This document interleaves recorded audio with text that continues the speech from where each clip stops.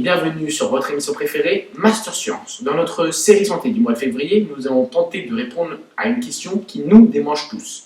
Comment la gastronomie moléculaire et ses procédés culinaires innovants permettent-ils de faire face à des problèmes de santé?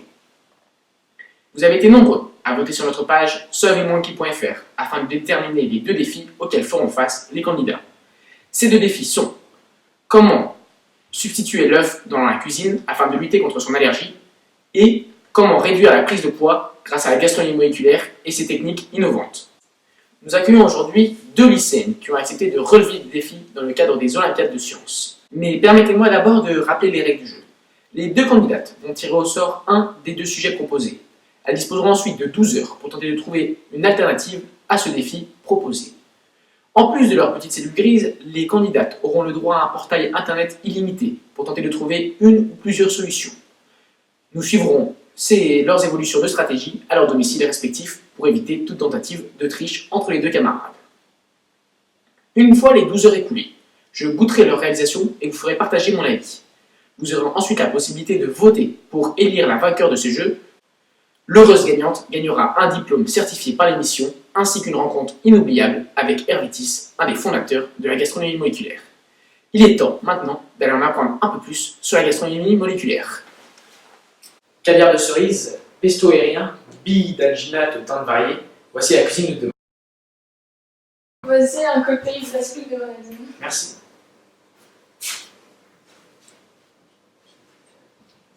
Succulent. Et c'est ça, la gastronomie moléculaire. Discipline scientifique à part entière, la gastronomie moléculaire cherche à explorer les réactions physico-chimiques au niveau moléculaire des aliments. Elle va utiliser des produits appelés additifs alimentaires, comme les épaississants, les gélifiants ou encore les tensioactifs.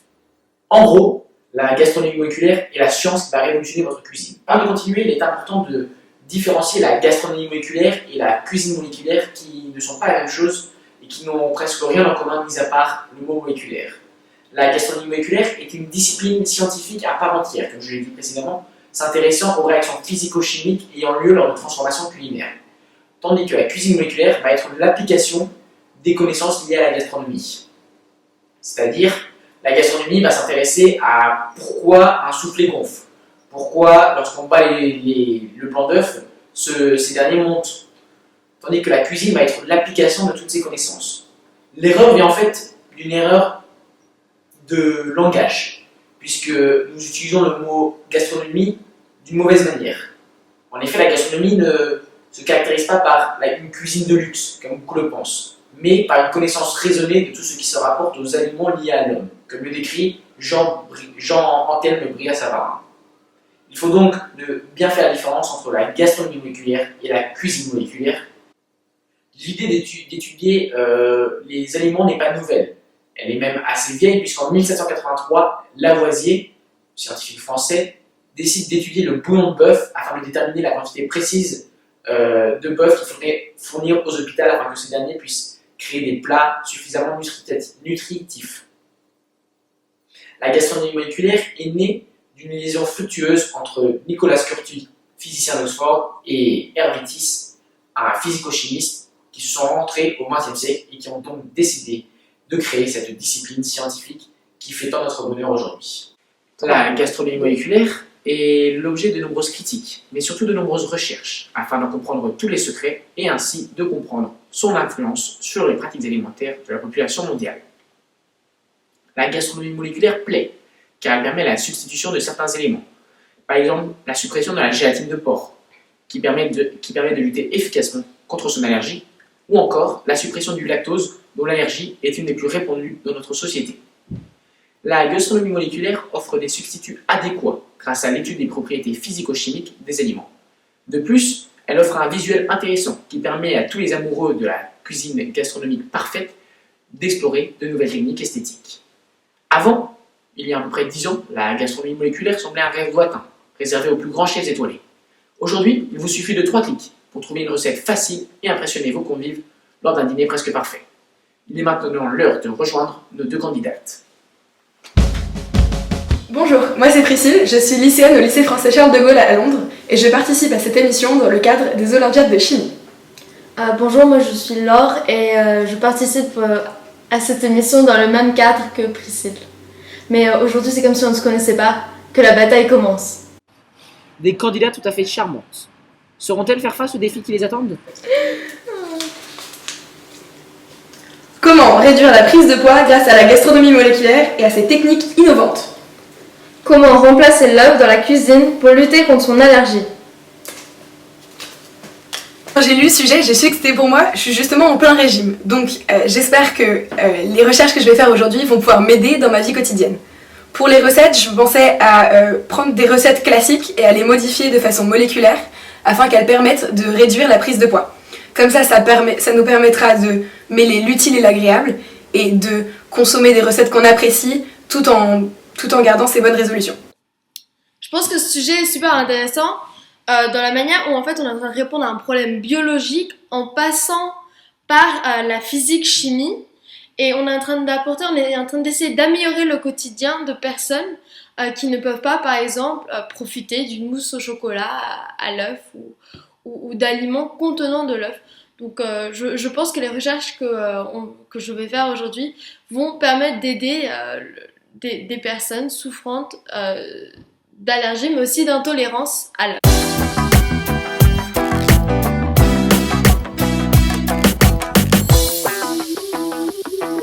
2 heures se sont écoulées depuis le début de l'émission et il est temps d'aller faire un tour du côté de chez Laure et Priscille pour voir où elles en sont. Je vais commencer tout d'abord par définir mon problème pour être sûr de bien y répondre. Donc la prise de poids peut entraîner des problèmes comme le surpoids ou l'obésité qui sont mesurés sur une échelle qu'on appelle l'IMC, donc l'indice de masse corporelle, qui divise la masse d'un individu par sa taille au carré. Donc c'est une échelle qui va de en dessous de 16 pour un individu en état de famine jusqu'à plus de 40 pour un individu en obésité morbide. Donc les problèmes liés à la prise de poids se développent de plus en plus dans les pays développés comme le nôtre. Donc ils sont presque banalisés en fait. Et malheureusement, ils se développent aussi de plus en plus en ce moment dans les pays en voie de développement. Donc les principales causes de prise de poids sont le grignotage et la malnutrition. Donc je vais vous dire quelques petits trucs qu'il faut éviter pour limiter la prise de poids. Donc tout d'abord, le grignotage. Donc les petits biscuits à toute heure de la journée, c'est une très mauvaise idée même quand on a un petit peu faim. Après, la malnutrition, donc il faut limiter les fast-foods et toutes les nourritures trop riches, trop grasses, trop pleines d'acides saturés par exemple. Après, la suralimentation, c'est-à-dire par exemple, un exemple concret, quand vous vous resservez d'un plat lors d'un repas, c'est comme si vous consommiez 2 repas en un. Donc ça suralimente bien sûr votre corps. Et après, la sédentarité. Donc en fait, quand on consomme des aliments, ils nous apportent de l'énergie, donc des fameuses calories. Et si cette énergie n'est pas dépensée, elle se stocke, donc sous forme de graisse. Donc on prend du poids. Alors on s'est tous demandé quel est le problème d'une petite bouée. C'est pas franchement un problème, mais si ça devient 2, 3, 4, 5, ça commence à être vraiment problématique parce qu'en fait, on n'est pas forcément au courant, mais le surpoids, c'est aussi des risques pour le corps qui sont très graves. Donc il y a des maladies cardiovasculaires par exemple. Donc en fait, alors ça se passe quand on a trop de graisse. Donc le cholestérol circule dans le sang et se stocke sur les parois artérielles et bloque ainsi l'afflux du sang et des nutriments vers des organes comme le cerveau. Et dans ce cas-là, ça peut causer un infarctus. Après, il peut y avoir aussi des anomalies hormonales, des problèmes respiratoires comme l'apnée du sommeil, des problèmes digestifs, et il y a aussi des maladies comme le diabète de type 2 par exemple. Alors, pour mes recettes, je pensais prendre en premier l'éternel symbole du fast-food, le burger, et en deuxième, une de mes recettes préférées, c'est un petit dessert qui fait vraiment plaisir, c'est la panna cotta. Et après, pour faire plaisir au jury et à vous chers téléspectateurs, j'ai une petite surprise derrière la tête qui devrait vous amuser. Pour le burger, je pensais remplacer la partie la plus calorique, donc le pain, par des légumes. Donc en fait, en effet, un burger c'est environ 500 calories et 240 de celles-ci sont contenues dans le pain. Mon seul problème par contre, ça va être de lier ces légumes ensemble pour qu'ils aient la même utilité que le pain. Donc grâce à des recherches de hermétistes, j'ai trouvé qu'il serait possible de lier ces légumes ensemble grâce à un gélifiant. Et comme je vais aussi utiliser un gélifiant dans ma panna cotta, je vais vous expliquer comment ça fonctionne en général. Et je vais prendre 2 exemples particuliers qui sont la gomme de Gélane et l'agar-agar. L'agar-agar et la gomme de Gélane ont tous les deux des propriétés similaires, donc ce sont des gélifiants. Un gélifiant est un additif alimentaire permettant de donner aux aliments une consistance de gel. La gélification est l'emprisonnement d'un liquide dans un réseau solide de molécules. Ce processus implique l'arrangement des molécules du gélifiant pour se lier ensemble. Pour parler plus scientifiquement, la gélification de mes deux ingrédients nécessite tout d'abord leur hydratation, c'est-à-dire que l'on permet à l'eau de pénétrer les molécules.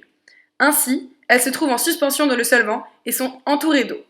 Pour cela, il est nécessaire de chauffer le liquide et de bien mélanger la préparation.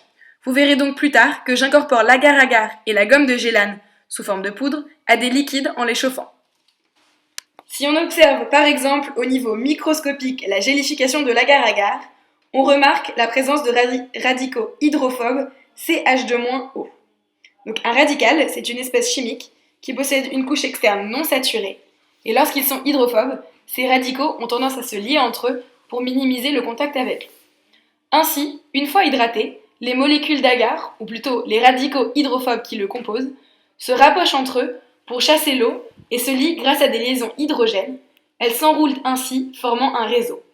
La gomme de gélane aussi se forme en double hélice reliée par des liaisons hydrogènes. Donc, comme je l'ai dit précédemment, je compte remplacer la partie énergétique de mon burger, donc le pain, par des légumes gélifiés. Donc, je vais commencer par vous dire les ingrédients dont j'aurai besoin. Un steak, 300 g de légumes, donc ici j'ai pris des carottes, mais on peut aussi utiliser des courgettes ou n'importe quel autre légume sous cette forme-là. Du bouillon de légumes et 3 g de gomme de gélane. Et aussi une noix de beurre pour faire cuire le steak. Donc, la gomme de gélane est une molécule de formule brute C28H16O19 produite par un micro-organisme nommé Sphingomonas elodea. C'est un micro-organisme qu'on trouve sur la feuille d'élodée. J'ai choisi la gomme de gélane dans cette recette parce qu'elle me permet de faire des formes plutôt fixes, comme la forme de mon pain de burger. Donc la première étape est de gélifier mon pain à burger. Je vais commencer par incorporer la gomme de gélane au bouillon de légumes. Et il faut que je le porte à ébullition pour que ma gomme de gélane s'incorpore bien.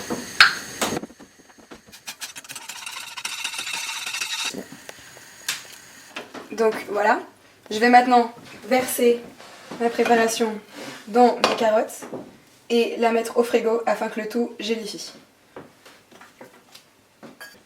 Donc je vais découper mes légumes gélifiés dans la forme du burger et ensuite je ferai cuire mon steak.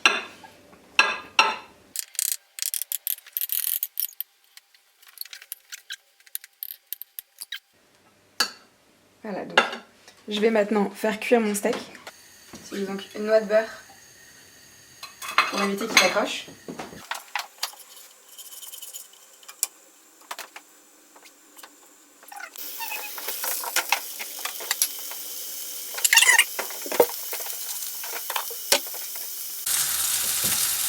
Voilà, c'est bon, mon steak est cuit. Ok. Donc, il suffit juste de placer mon steak avec mes deux pains à burger et maintenant l'assaisonner et puis c'est prêt. Donc, pour ma panna cotta, j'ai 600 ml de crème liquide, 80 g de sucre avec un peu de sucre vanillé à l'intérieur et 2 g d'agar-agar. Je vais donc utiliser l'agar-agar pour ma panna cotta qui me permettra de remplacer la gélatine habituellement présente. Plus scientifiquement, l'agar-agar est une molécule issue d'algues rouges. C'est un polymère de formule C12H18O9 et elle tire son nom des deux polysaccharides qui le composent, l'agarose et l'agaropectine. Majoritairement fibreuse, cette molécule forme des liaisons hydrogènes, comme je l'ai expliqué précédemment, dans certaines situations précises. Vous voyez ici un monomère d'agarose. Le monomère d'agaropectine est le même avec quelques groupements sulfatés SO3- en plus. Notre ingrédient a plusieurs avantages. Tout d'abord, il est 8 fois plus puissant que la gélatine, c'est-à-dire que pour 1 g d'agar-agar, on aurait besoin de 8 g de gélatine, ce qui entraîne une baisse définitive des calories que l'on consomme, donc comme on le voit sur ce tableau. Et après, c'est aussi un coupe-faim naturel. L'agar-agar, que vous voyez ici en vert, est une molécule à 80% fibreuse. Dans l'estomac, ces fibres se gorgent d'eau à la manière d'éponge et se gonflent pour former à nouveau une sorte de gel. L'agar absorbe aussi les toxines et les graisses présentes au même moment dans l'estomac.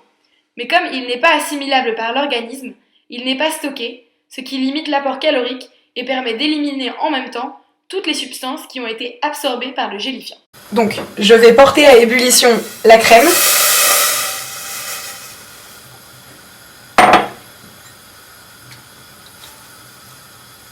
Avec le sucre et le sucre vanillé et l'agar-agar. La crème est portée à ébullition.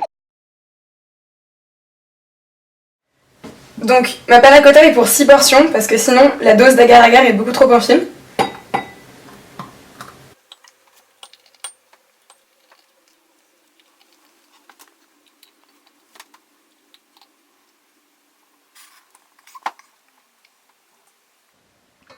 Je vais maintenant la réserver au frigo pendant 2 heures.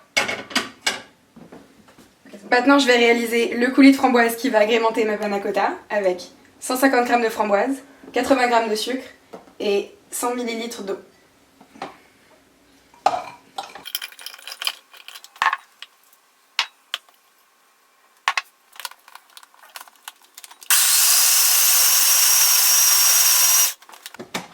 Et voilà. Je vous ai promis au début de l'émission une petite surprise et c'est maintenant le temps de la réaliser.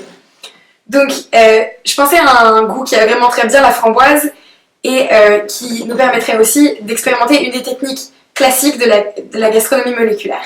Et donc, je vais réaliser aujourd'hui des billes de menthe grâce à la sphérification. La sphérification se fait en dissolvant de l'alginate de sodium dans une solution où est présent un ingrédient choisi. Donc ici, c'est le sirop de menthe. Et ensuite, on plonge quelques gouttes de ce liquide dans un mélange de chlorure de calcium. L'alginate permet d'augmenter la viscosité de l'ingrédient et se solidifie au contact du calcium. Plus la bille est laissée longtemps, plus elle est solide. L'alginate de sodium est un polymère électriquement neutre de formule NaC7H7O6 où les cations sodium Na+, annulent les groupements carboxyles CO2-, que vous voyez ici en vert. Le chlorure de calcium de formule brute CaCl2 est riche en cation Ca2+. Lorsque les deux solutions entrent en contact, les ions de calcium s'associent avec 2 groupements carboxyles, les liant ainsi pour former 2 chaînes d'alginate. Vous voyez ici les cations Ca2+, qui relient 2 groupements carboxyles. Ainsi se forme un réseau sur le pourtour de la goutte, donc on le voit ici, la surface gélifiée. Le cœur liquide rétrécit au fur et à mesure que les ions Ca2+, pénètrent vers le centre de la bille. J'ai ici 2 g d'alginate de sodium, du sirop de menthe et de l'eau avec de la lactate de sodium. Donc tout d'abord, je vais incorporer mon alginate de sodium à mon liquide, donc ici le sirop de menthe. Alors il ne faut pas faire chauffer trop longtemps pour éviter de détruire les particules d'alginate. Donc c'est juste pour l'incorporer, donc dès que c'est incorporé, c'est bon.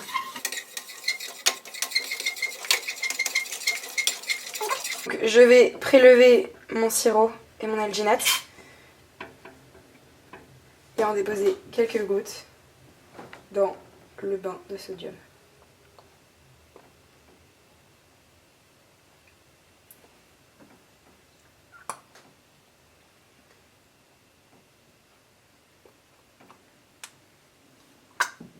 Et voilà! Bien sûr, vous vous en doutez, les ingrédients que j'ai utilisés aujourd'hui ne sont pas sans contrainte. Par exemple, l'agar-agar et la gomme de gélane ne se conservent pas très facilement, c'est-à-dire qu'il faut qu'ils soient à l'abri de l'humidité et de la chaleur. Aussi, ils peuvent causer des troubles digestifs et des flatulences. Après, ils ne sont pas non plus très cheap, c'est-à-dire que par exemple, 100 g d'agar-agar coûte 25 €, alors heureusement qu'on en utilise des quantités très infimes. Et enfin, bien sûr, ils n'apportent pas de calories, mais ça peut aussi être problématique parce qu'en fait, le corps a besoin d'énergie pour fonctionner. Donc c'est une très mauvaise idée d'arrêter de consommer du pain et de mettre de l'agar-agar partout. Il faut aussi ne pas oublier de consommer les calories nécessaires au bon fonctionnement de notre organisme.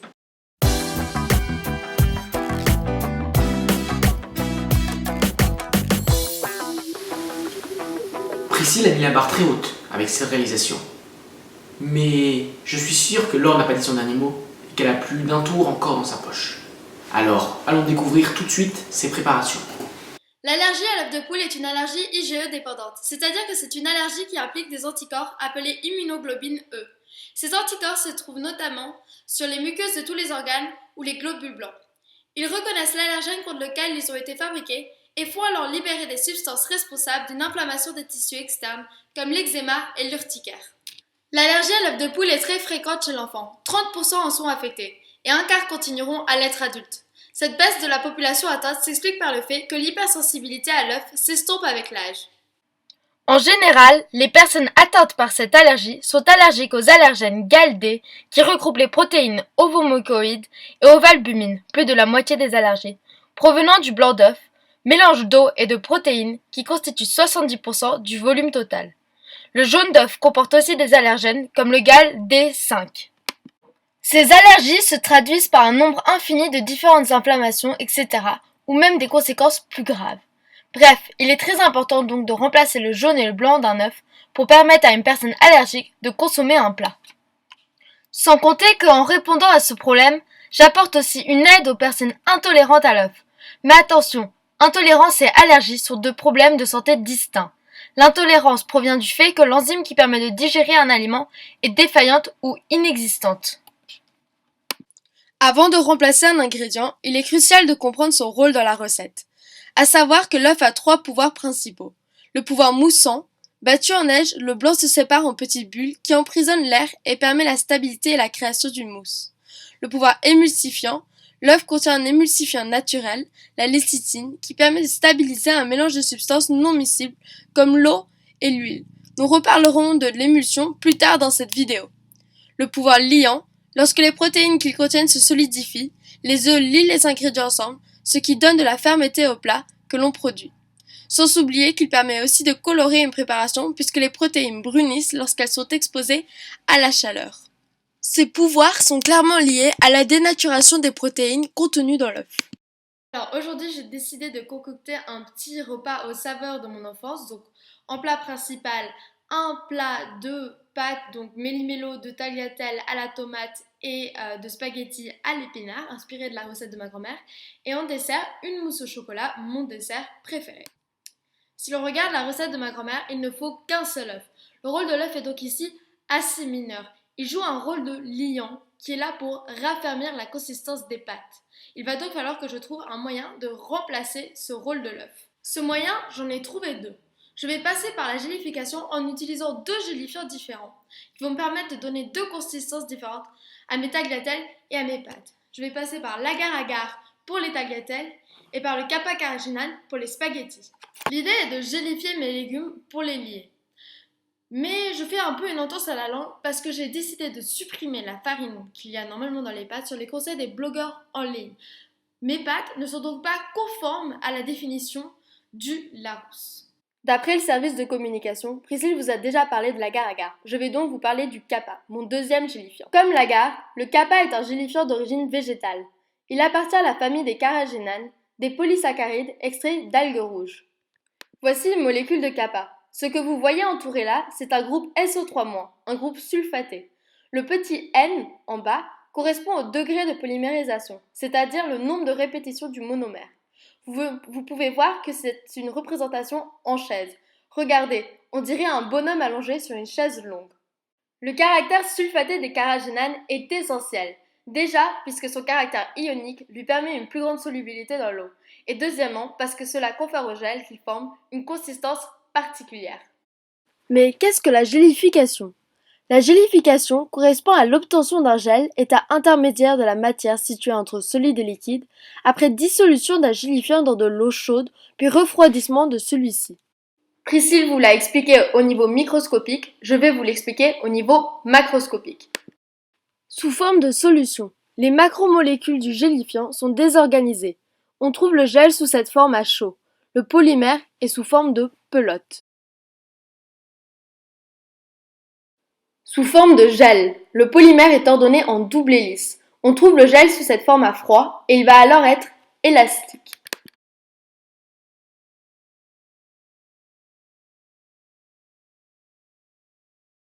Sous forme d'un gel rigide. Les chaînes associées sont réunies en agrégats, c'est-à-dire en sorte de petits tas.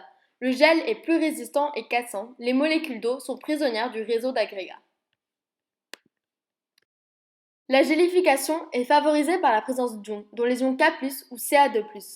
En effet, la petite taille des ions K+, leur permet de s'inscrire au centre de l'hélice et de neutraliser une partie des groupements sulfatés chargés négativement. Les doubles hélices peuvent ainsi se resserrer et le gel obtenu est renforcé. Les ions calcium exercent à peu près le même rôle. J'ai rédigé mes protocoles culinaires, mes recettes, et il est maintenant l'heure de mettre les mains à la tambouille. Pour les tagliatelles de tomates, il va falloir 10 centilitres d'eau, 3 cuillères à soupe de purée de tomates, 1 cuillère à café d'agar-agar et du sel. Alors là, on va porter à ébullition le mélange. Donc j'ai mis mon agar, ma purée de tomates et mon eau. Il faut que j'assaisonne en rajoutant un petit peu de sel. Voilà, ça bouge, je laisse refroidir maintenant. C'est ma partie où mon gélifiant est sous forme de pelote dans une solution. Et ma solution, c'est l'eau plus la purée de tomate qui donne un espèce de coulis de tomate. Je suis en train de disposer ce que je viens de faire chauffer dans une plaque. Il faut que je me dépêche. Voilà, parfait. Donc je viens d'étaler mon mélange. Là, je suis dans la phase où le gel est en train de devenir plus solide. Quelques minutes plus tard, il est l'heure de découper mes tagliatelles. On va maintenant passer aux spaghettis à l'épinard. Il va me falloir 3 g de capa et 20 centilitres de jus d'épinard que je vais obtenir en mélangeant des feuilles d'épinard avec de l'eau. Alors, des épinards, de l'eau. Alors, on n'a pas de mortier. Du coup, je vais passer avec ça. De toute façon, ça marche parce que... On réalise l'extraction. Là, je vais récupérer le jus d'épinard que je viens d'extraire en utilisant un chinois.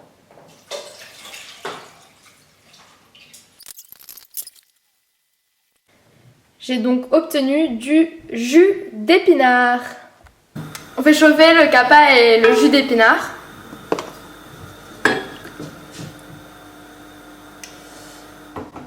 Puis on le laisse refroidir. On a ici un gélifiant qui est sous forme de pelote dans un liquide. Un peu plus tard, on fait entrer le gel, qui en est à la deuxième phase de gélification, dans un tube grâce à une seringue alimentaire. On laisse ensuite reposer pour que le gel prenne un peu plus. Quelques minutes plus tard, on fait sortir le gel du tube en y exerçant un peu de pression grâce à la seringue. On a obtenu une spaghetti d'épinards moléculaire.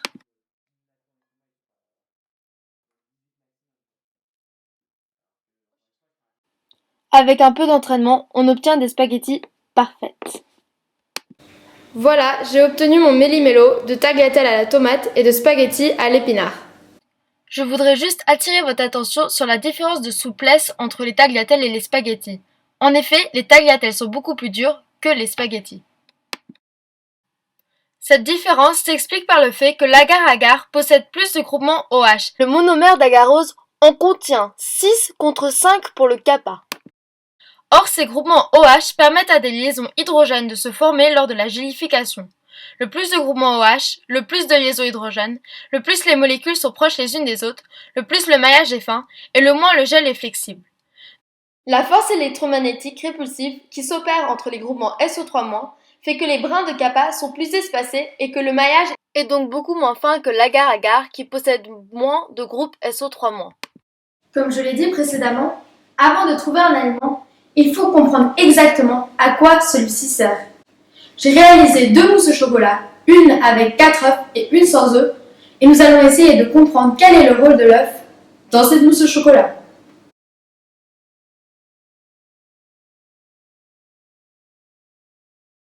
Après avoir regardé la conférence d'Hervétis à Imperial College en 2009 et avoir réalisé cette expérience, il semble évident que le rôle de l'œuf mis en jeu ici est le rôle moussant.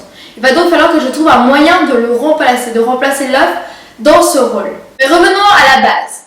Par mousse au chocolat, on entend mousse à laquelle on donne le goût de chocolat. Il faut donc que je réalise d'abord une mousse, le goût de chocolat viendra après. Dans Petit précis de cuisine moléculaire, qui est un livre de gastronomie moléculaire que j'ai eu la chance de pouvoir consulter, on me parle du procédé de l'émulsion. Une émulsion est une dispersion sous forme de gouttelettes de deux liquides non miscibles entre eux. Elle est donc constituée de deux phases, la phase aqueuse, aussi dite hydrophile, donc ici en bleu, et de la phase grasse, dite lipophile, ici en jaune. Le lait, par exemple, est une émulsion composée de matière grasse en suspension dans de l'eau. Quand on laisse reposer, la matière grasse remonte à la surface et on obtient une sorte de crème. Si on la fouette, on obtient une sorte de mousse. Si j'étudie la composition du vrai chocolat, celui de bonne qualité, je remarque qu'il est composé essentiellement de matière grasse, le beurre de cacao. Si on additionne ici les pourcentages, on se rend compte qu'on a environ 40% de matière grasse dans notre chocolat. C'est donc un chocolat de très bonne qualité. Dans sa chronique, Hervétis propose de généraliser le procédé de crémage du lait pour réaliser une mousse au chocolat. Pour que le chocolat, ma matière grasse, s'incorpore dans l'eau, il faut déjà qu'il soit fondu. Mettons eau et chocolat à fondre. D'ici, on dirait que mon liquide est homogène. Mais si l'on regarde de plus près, il est en fait hétérogène. Logique puisque le chocolat est une matière grasse. On a donc obtenu une émulsion. Je vais laisser reposer pour que la matière grasse remonte. On est bien ici dans la phase de crémage. Après le crémage, Hervétis propose de fouetter la crème obtenue. On fait ainsi rentrer de l'air et on obtient une mousse. Voici mon magnifique fouet bleu.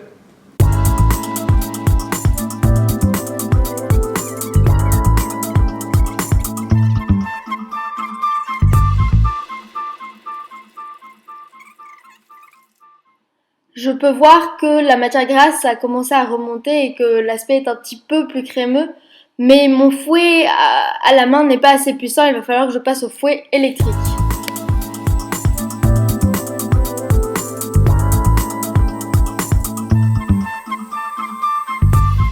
Magnifique! Si l'on avait du mal à stabiliser notre mélange au chocolat, on pourrait ajouter des tensioactifs. Les tensioactifs sont des molécules présentant une queue hydrophobe et une tête hydrophile. Cette propriété leur permet de stabiliser certaines émulsions. Dans notre cas, si on ajoutait un tensioactif comme la lécithine de soja, on obtiendrait une micelle de ce genre-ci. On voit ici que les queues hydrophobes sont en contact avec le beurre de cacao et que les têtes hydrophiles sont en contact avec l'eau. Voici une représentation tridimensionnelle artistique d'une micelle.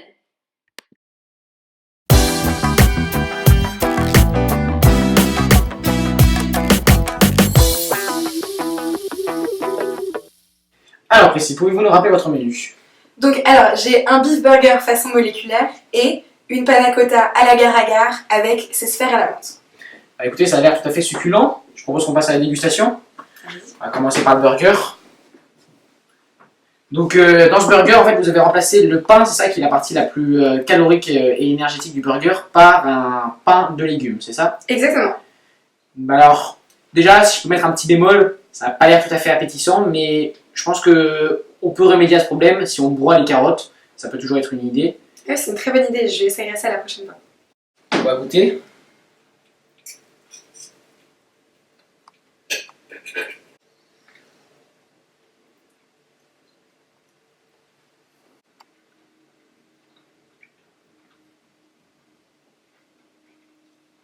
C'est très très bon.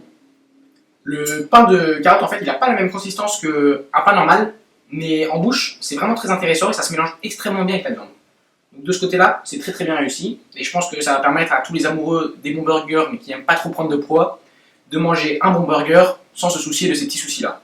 Donc de ce côté-là, vraiment bravo. Il y a juste vraiment ce côté esthétique qu'on pourrait améliorer, mais ça c'est vraiment des petits détails. Donc pour le plat, vraiment excellent. Je propose qu'on passe au dessert maintenant.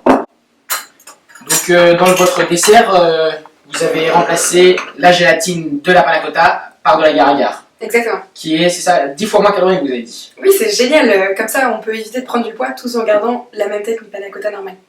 Et donc pour rappeler une dernière fois à nos téléspectateurs, le fonctionnement de l'agar-agar, dans le ventre, l'agar-agar en fait il va se gonfler, ce qui va donner l'impression qu'on est rempli beaucoup plus rapidement et donc il va permettre de manger des plus petites quantités, ce qui est un avantage pour tout le monde, surtout quand on parle de dessert. Donc Une panna cotta, généralement, on voit qu'elle est bien réussie à la fermeté. Et alors là, moi, quand je plante ma cuillère dans la panna cotta, je vois déjà c'est une bonne fermeté. L'idée, c'est d'avoir une panna cotta pas trop grasse et pas trop gélatineuse. Et ensuite, vos billes de menthe, ça donne un petit côté sympa. Esthétiquement, c'est assez beau, c'est un beau vert. Ça se mélange bien avec la panna cotta. On va voir qu'est-ce que ça donne gustativement.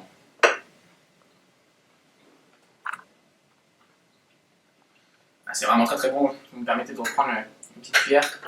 Votre coulis il est absolument délicieux et votre panna cotta est bien ferme en bouche. On sent pas vraiment la différence au niveau du goût entre l'agar-agar et la gélatine.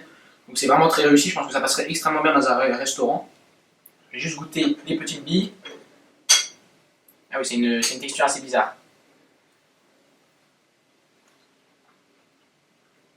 C'est pas mauvais. On sent bien le goût de menthe. Ça se mélange en fait très bien avec le coulis. Je sais pas si c'était fait exprès, mais Oui, justement, c'était... la menthe et le coulis se mélangent très très bien. Et non, vraiment, c'est très très bon. Donc, vraiment, toutes mes félicitations. C'était un repas très bien réussi.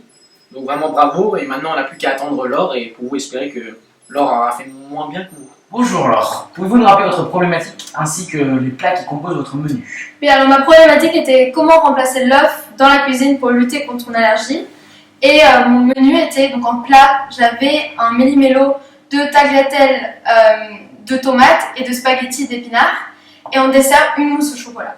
Plutôt une chantilly de chocolat. Une chantilly de chocolat. Écoutez, arrêtons de faire durer le suspense et passons à table. Commençons par votre méli-mélo de tagliatelle. Alors si je me rappelle bien, dans ce plat, il s'agissait de remplacer le pouvoir de l'œuf par différents ingrédients. Et donc vous avez décidé d'en utiliser deux. Pour vos tagliatelles de tomates, vous avez décidé d'utiliser l'agar-agar, dont on a déjà entendu parler avec Priscille. Et pour vos tagliatelles d'épinards, vous avez décidé d'utiliser le Kappa Karaghenan, c'est ça? Exactement. Donc pour rappeler à nos téléspectateurs, le Kappa Karaghenan est issu des algues rouges Euchema girgatina et il sert comme gélifiant alimentaire dans la cuisine. Il a un goût neutre, donc il est vraiment essentiel de le mélanger avec un autre aliment. Passons à la dégustation. Tomate.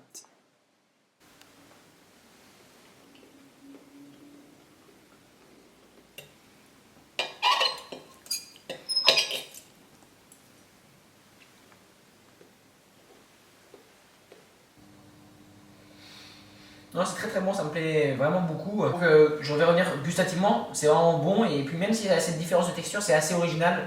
Moi ça me plaît bien, on sent bien la tomate, un petit peu moins les épinards mais on les sent quand même, donc c'est très agréable en bouche.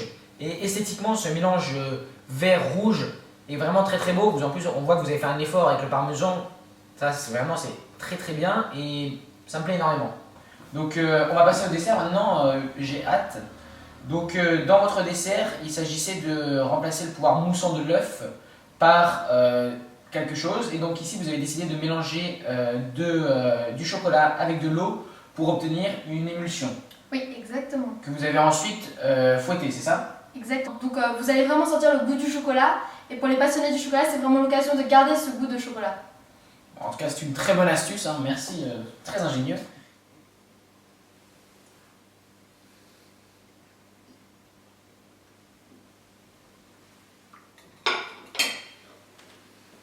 C'est vraiment très très bon. Si je dois être un petit peu pointilleux, et surtout pour nos téléspectateurs, c'est vrai qu'il faut vraiment aimer le chocolat noir assez fort parce qu'il se ressent vraiment en bouche. Mais personnellement, moi j'aime bien le chocolat, j'aime bien ressentir le chocolat comme ça. C'est vrai qu'on n'a pas tout, c'est pas un goût superficiel du tout, on a vraiment l'impression de ressentir ce chocolat et c'est vraiment très très bon. Et encore une fois, je suis obligé d'appuyer dessus, mais votre présentation est très très belle. On voit qu'il y a eu du temps qui a été passé dessus, donc toutes mes félicitations. Le choix pour vous, chers téléspectateurs, et pour moi, pour décider de qui remportera le concours, ne va pas être facile. Je vous rappelle que vous pouvez envoyer un SMS au 077 14 26 10 52 pour décider qui sera la gagnante. Le nom de l'heureuse élue sera affiché lors du zapping de l'émission. Il est temps maintenant, pour vous laisser le temps de voter, de découvrir les limites de la gastronomie que nous vous avons fait découvrir.